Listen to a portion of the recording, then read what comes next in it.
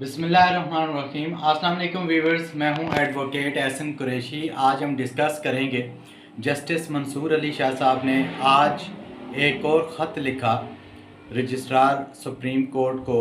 जो ख़त मौसूल हुआ उस ख़त के अंदर क्या लिखा गया है, आज क्या वजूहात बताई जस्टिस मंसूर अली शाह साहब ने। जो फुल कोर्ट रेफरेंस है उसके अंदर शमूलियत से उन्होंने इनकार किया और उस ख़त के अंदर अपनी जो वजूहात हैं वो उन्होंने बताई। इसके ऊपर आज डिस्कस करेंगे और ये भी डिस्कस करेंगे कि क्या जस्टिस मंसूर अली शाह साहब का जो रोल है वो ख़त्म हो गया है। आज जस्टिस काजी फ़ाइज़ ईसा साहब का जो फुल कोर्ट रेफरेंस था, अलवदाई रेफरेंस, उसके अंदर जो 6 जजेज़ हैं उन्होंने शिरकत नहीं की। और वो क्या वजह है, उन्होंने शिरकत क्यों नहीं की, और ये किस चीज़ की गमासी करता है और ये किस चीज़ की अक्कासी करता है, ये भी आज हम डिस्कस करेंगे। क्या जस्टिस काजी फ़ाइज़ ईसा साहब के जो फ़ैसले रहे, जो उन्होंने आइन की तशरीह के हवाले से या कवानीन की तशरीह के हवाले से फ़ैसले किए, क्या वो काबिल सताइश हैं, क्या उनको याद रखा जाएगा या नहीं, इसके ऊपर भी एक क्रिटिकल एनालिसिस करेंगे। और ये भी डिस्कस करेंगे कि जो रिज़र्व सीट्स के हवाले से जो फ़ैसला है उसका क्या बनेगा, क्या सुप्रीम कोर्ट उसके ऊपर एक्शन लेगी। जस्टिस यहिया अफरीदी साहब उस हवाले से इलेक्शन कमीशन को वो मजबूर करेंगे कि वो उस फ़ैसले पर अमल दरामद करें जो 12 जुलाई का फ़ैसला है।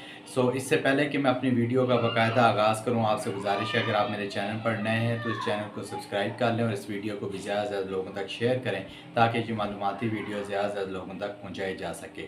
आज 25 अक्टूबर को फुल कोर्ट रेफरेंस था काजी फ़ाइज़ ईसा साहब के एजाज़ में। उसमें बहुत जजेस ने शिरकत की, मगर जो 6 जजेस जो जस्टिस मंसूर अली शाह साहब के पैनल के कह लें या जो उनके ग्रुप का कह लें, जो जो लोग जो जजेस थे उन्होंने शिरकत नहीं की। और जस्टिस मंसूर अली शाह साहब ने एक ख़त लिखा और अपने शिरकत से इनकार किया और उसमें कुछ बहुत सारी वजूहत लिखी।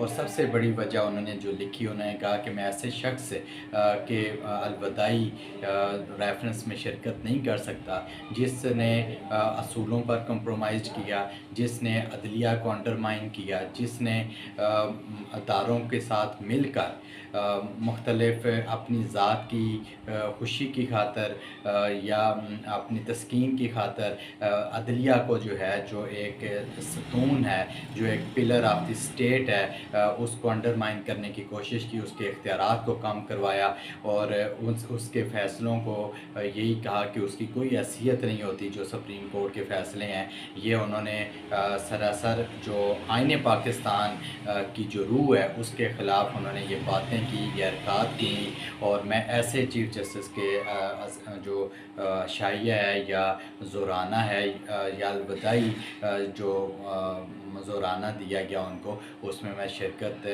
नहीं कर सकता। और चूँकि अगर मैं शिरकत करूँगा तो मैं भी यही तासर दूँगा कि जी किसी भी वक्त किसी भी चीफ़ जस्टिस से कोई भी गलत काम करवाया जा सकता है। जो बाकी दीगर जजेज़ हैं उन्होंने भी शिरकत से इनकार किया और शायद उनकी भी यही वजह है कि जो कुछ दिन पहले काजी फ़ाइज़ ईसा साहब ने जो रिज़र्व सीट्स के हवाले से जो उन्होंने इख्तलाफी नोट लिखा है उसमें उन्होंने जजेस के ऊपर खुल खिला के तनकीद की, बजाय लॉजिकली कोई बात करने के, कानूनी नुक्ते नज़र से बात करने के, उन्होंने जजेस की ज़ात को हिट किया और अपनी तस्कीन की खातर। और मेरे ख्याल से उनके आज तक जितने फ़ैसले मैंने पढ़े हैं सिवाय एक फ़ैसले के जो कि जिस पर भी वो अमल दरामद ना करवा सके, वो फैज़ाबाद धरना का जो फ़ैसला है उसके अलावा मुझे उनका कोई फ़ैसला अट्रैक्ट नहीं कर सका और किसी फ़ैसले के अंदर कोई रब्त भी मुझे नज़र नहीं आया। यानी कि एक पैराए में वो जाते जाते हो सकता है ऊपर कुछ और बात की और नीचे उसी की निगेशन में कोई बात करती हो। इनके फ़ैसला जात में ऐसी चीज़ें आम मिलती हैं, जबकि जस्टिस मंसूर अली शाह साहब के भी हमने फ़ैसला जात पढ़े हैं। मुख्तलिफ उनके एक बाकायदा रब्त होता है, उसके अंदर एक उनकी जो जूरिस्ट की जो अप्रोच होनी चाहिए वो उसके अंदर नज़र आती है, एक लॉजिकली और विद रेफरेंस वो जजमेंट्स लिखते हैं। इस नुक्ते नज़र से काजी फ़ाइज़ साहब का किसी तरह भी मुवाजना नहीं किया जा सकता जस्टिस منصور علی شاہ صاحب جو کہ قابل اور اپنے پیشے سے جو مخلص کہہ لیں وہ ایک اچھے جورسٹ ہیں، اور ان کا راستہ رکوانے میں قاضی فائز صاحب کا بڑا ہاتھ ہے۔ ابھی جو ریزرو سیٹس کے والے سے ہے اس کے اوپر یقیناً جو یہ 8 ججز ہیں، اور یہ جو معاملہ ہے جسٹس یحییٰ آفریدی صاحب کے حوالے سے اگر یہ تاثر کوئی لے رہا ہے کہ اس پہ عمل درآمد نہیں کروائیں گے تو یہ ہرگز غلط بات ہے، وہ غلط فہمی کا شکار ہیں، اور مجھے یہی لگ رہا ہے کہ اس پر عمل درآمد ہوگا، اور اس کے بعد جو گورنمنٹ کا مستقبل ہے وہ مجھے کوئی تابناک مستقبل نظر نہیں آ رہا۔ Thank you.